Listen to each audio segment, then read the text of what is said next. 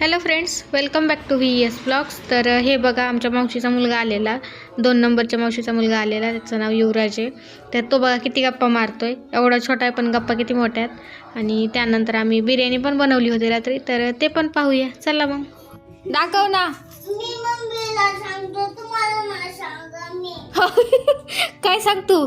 मी काय नाही सांगा तुम्हाला. मम्मीला सांगा नाही.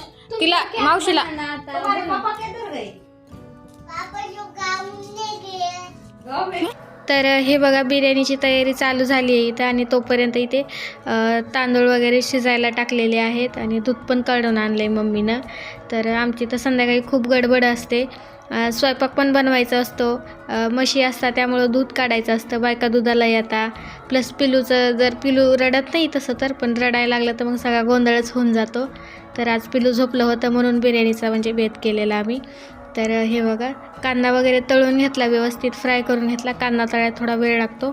तर त्यानंतर आता मी घातली आहे मिरची आणि त्यानंतर अजून घातलं कढीपत्ता. तर हे व्यवस्थित तळून घेऊया.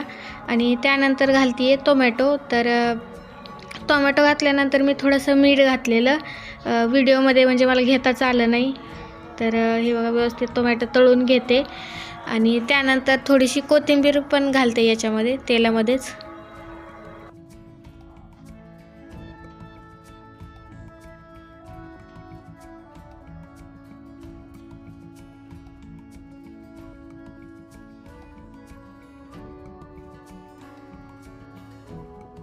तर हे बघा, कोथिंबीर तळून घेतली आणि त्यानंतर घातली लगेच हळदी पावडर. आणि लगेच हळदी पावडर घातल्यानंतर मसाले घातले. तर मसाल्यामध्ये घातला आहे लाल तिखट, धने पावडर, बिर्याणी मसाला आणि गरम मसाला.